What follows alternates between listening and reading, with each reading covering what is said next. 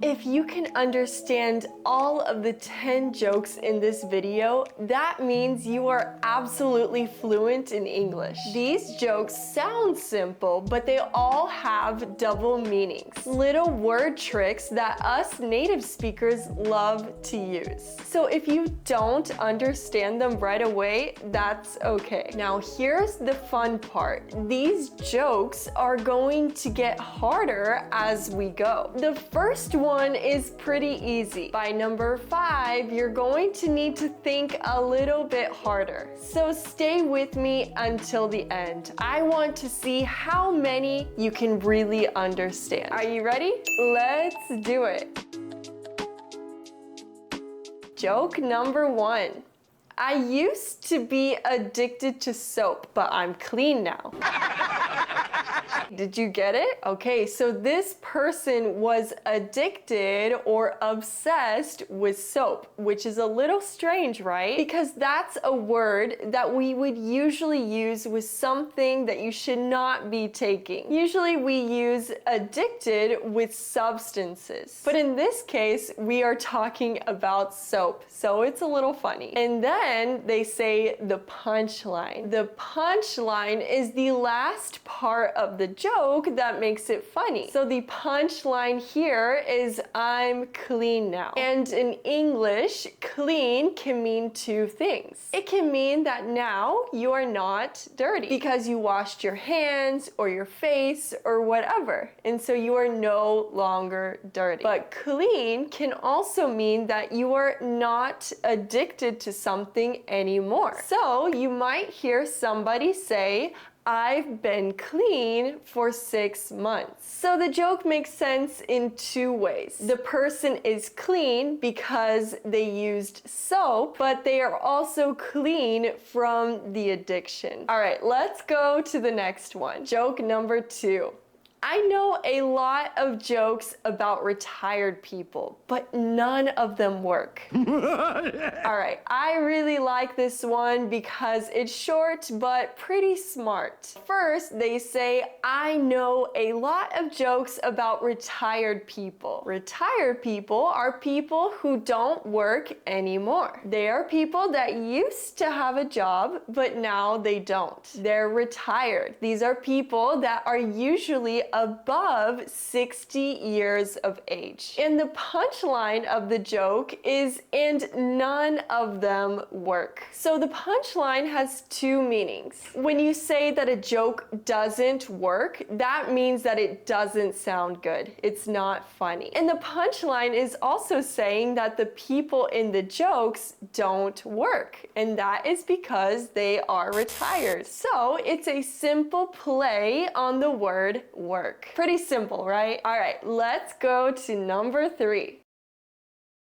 This kind of joke, the one you're about to see, is a special type. It's called a riddle. A riddle is a joke that starts with a question. The question sounds serious, but the answer is not serious at all. And it usually plays with words. So it will use one word and that word has multiple meanings. When somebody asks you a riddle, your brain usually tries to think of a logical answer. And then the answer comes, and it's very silly. It's usually not very serious. I like riddles because they trick your brain a little. So let's look at this riddle. Why don't skeletons fight each other? They don't have the guts.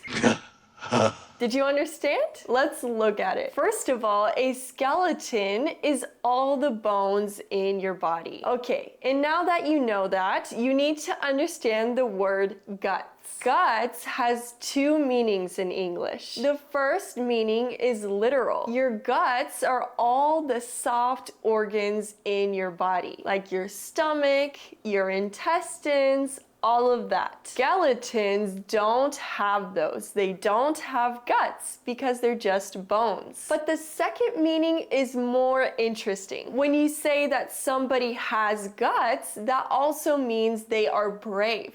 They have a lot of courage. You could say, She has the guts to speak in front of 100 people. That means she has courage. So the joke works in both ways.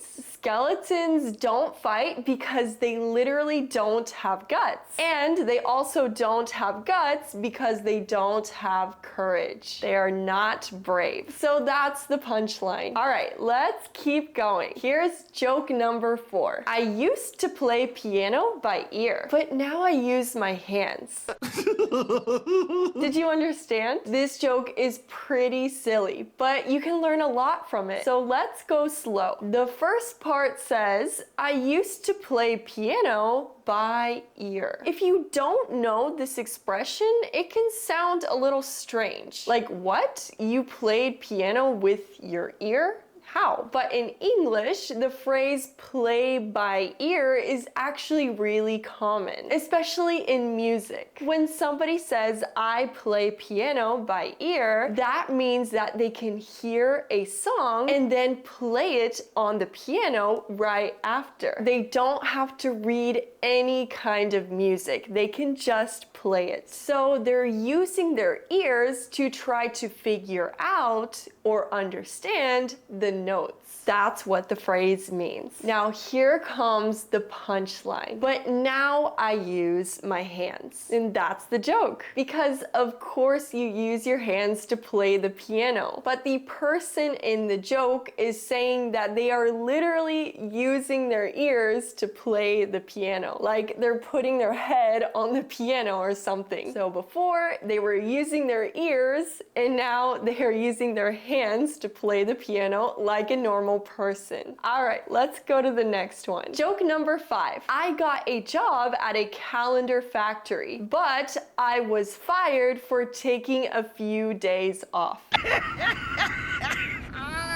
Let's look at this one closely. Here is the setup or the beginning part of the joke. I got a job at a calendar factory. Okay, so they're working in a place where they make calendars. Very interesting. Here is the punchline, but I was fired for taking a few days off. So what's going on here? Well, in English, taking a few days off means you don't go to work for a few days. You could say, for example, I took Monday and Tuesday off because I was sick. And that means I didn't go to work on Monday and Tuesday because I wasn't feeling well. But here's the twist. They work at a calendar factory. And in a calendar, if you take a few days off of it, that means you are literally taking them off of the calendar. You are deleting them or removing them. And that means that you are messing up or ruining the product. So the joke has a double meaning. Taking a few days off means not going to work, and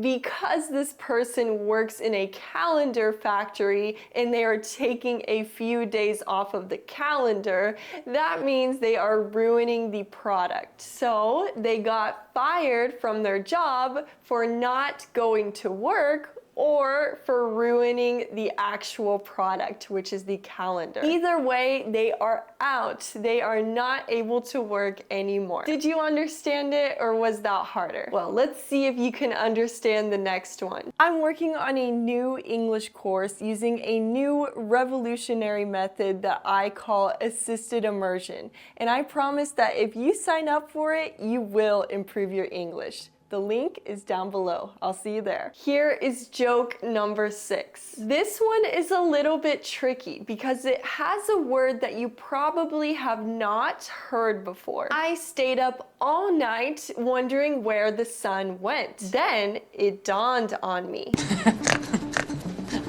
Did you understand? If you didn't, don't worry. I'm going to explain it step by step. The first part says, I stayed up all night wondering where the sun went. This person couldn't sleep. To stay up is a phrasal verb that is super common in English, and that means to stay awake or to not go to sleep. So they were awake all night just thinking, where did the sun go? And here comes the punchline. But then it dawned on me. It dawned on me in English means that you finally understood something. Like when an idea slowly comes into your mind. You could say, for example, I couldn't find my keys. Then it dawned on me. I left them in my bag. That is meaning number one. And here's the second meaning of dawn. Dawn is also the word for when the sun comes up in the morning. It's the beginning of the day, when the sky gets light after night. This person was awake and thinking about where the sun went, and then it dawned. That means that the sun literally came back. And it also means that the person understood where it went in the first place. It dawned on them. That means that the idea appeared in their brain. But also,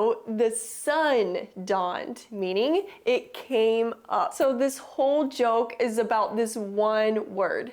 Dawned. That was tricky, I know. Well, let's go to the next one. Joke number 7. If you're able to understand this one, I am 100% certain you are fluent in English. And if you don't understand it, don't worry at all. I'm going to explain it. Here it is. I opened a bakery in my house, but people said it was a half-baked idea. Did you understand? This one is a really classic type of wordplay. It's using a common English phrase that comes from baking. Baking is the action of using the oven to cook things like bread or cookies. Here is the setup, the beginning part of the joke. I opened a bakery in my house. Okay, cool. A home bakery. Here is the punchline. But people said it was a half-baked idea. So what does half-baked mean? Literally, in baking, when we say something is half-baked, that means that it is not completely cooked. So imagine a cake that is still raw in the middle. That doesn't sound very good, does it? But in English, we also use the word half-baked to describe an idea that is not completely ready or not very well thought out. It was not a very good idea. It was a half-baked idea. I'll give you an example. She wants to sell lemonade in the middle of winter. That's kind of a half-baked idea. So it's a business idea that doesn't make a lot of sense. Lemonade is for hot weather. We wouldn't really drink it when it's cold outside. The idea is not very smart. It's half-baked. In this joke, they're using that phrase on purpose. They opened a bakery, which is already about baking, and people say that that idea is half-baked. Here, it's saying that the business plan is not very good, and it could also mean that the cookies are not very well cooked. So the joke works in two ways. The phrase works in both the situation and the theme of baking. Okay, let's go to the next one. Joke number 8. Money doesn't grow on trees, right? So why does every bank have so many branches?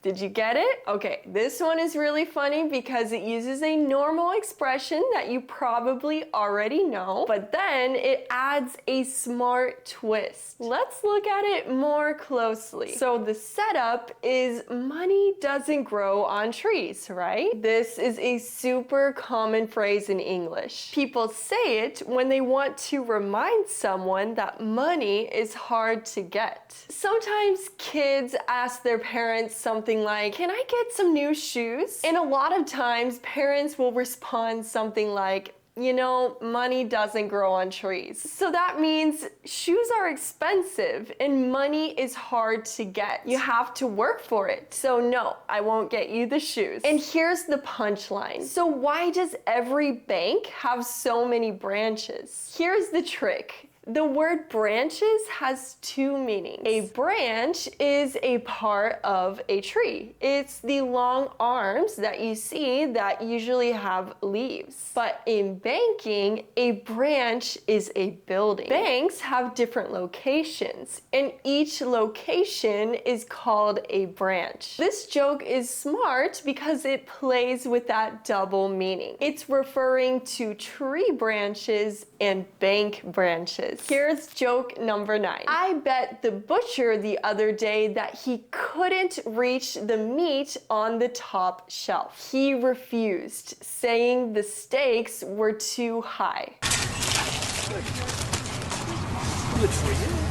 Okay, did you get it? If you didn't, don't worry. I'm gonna explain it now. This one has a little bit of a story to it. It first says, I bet the butcher the other day. So this person made a bet, like a little challenge. And a butcher is a person who works with meat. They cut it, package it, and then sell it. They usually work at a grocery store or a small meat shop. And then the person says, I bet him that he couldn't reach the meat on the top shelf. All right, let's stop here. So it's really important that you understand the word reach. What does reach mean? The verb reach means to try and touch or grab something that is very high up. Like when you stretch your arm to grab something like a plate or a glass from a tall shelf, that is reaching. So the beginning of the joke is pretty simple. They're in a store and the meat is on a high shelf. And this person is telling the butcher, hey, I bet you can't reach that. Now here comes the punchline. He refused, saying that the stakes were too high. So what's the joke here? The key word is stakes. S-T-E-A-K-S. That's a kind of meat, right? But here is where there is a little bit of wordplay. Stakes sounds exactly like another word, which is stakes. S-T-A-K-E-S. And this word stakes means risk. You might hear the phrase, the stakes are too high. And that means that there is a lot to lose. The situation is risky and really serious. The butcher says the stakes are too high. And that could mean two things. The first thing it could mean is that the stakes, the actual meat, is too high on the shelf for him to reach. And it could also mean that the stakes or the risk is too much for him to even try. So he refused. He didn't want to take the bet. And that's the joke. It's all about two words that sound exactly the same but have two completely different meanings. All right, you made it this far. This is the last joke. I really want to see if you understand it. Are you ready? Here's joke number 10. Police have arrested the world tongue twister champion. I imagine he'll be given a tough sentence. All right, were you able to understand this one? If you didn't, don't worry, I'm going to explain it right now. First, police have arrested the world tongue twister champion. So this is the setup. Let's first talk about the words tongue twister. A tongue twister is a sentence that's really hard to say because it has so many words that sound the same. A common tongue twister that you might have already heard is she sells seashells by the seashore. This sentence has a lot of S's, and that's why it's a little hard to say. The person in this joke is the best at saying tongue twisters. They are the champion. And he was arrested by the police. I have no idea why. All right, now here is the punchline. I imagine he'll be given a tough sentence. There is one word that makes the whole thing work, and that is sentence. Sentence has two meanings, and of course you already know the first one. A sentence is just a group of words, like in writing or speaking. But a sentence can also be a punishment from a judge. Like if somebody breaks the law and goes to jail, the judge will tell them how long they have to stay in jail. That is called a sentence. For example, a lot of times you'll hear something like, he was given a 5-year sentence. That means he has to stay in prison for 5 years. So this guy is a tongue twister champion, right? He's great at saying difficult sentences. Now he's arrested. So the punchline is, I imagine he'll be given a tough sentence. That could mean a tough or serious punishment from the judge. Maybe the judge will make him stay in jail for a long time, or they will give him a very difficult sentence to say, like a very difficult tongue twister. So that is the double meaning. You just made it through all 10 jokes. I really want to know how many jokes you were able to understand, so please tell me in the comments how you did. If you want to keep practicing English with me, you should definitely watch this video here. I'll see you there. Bye!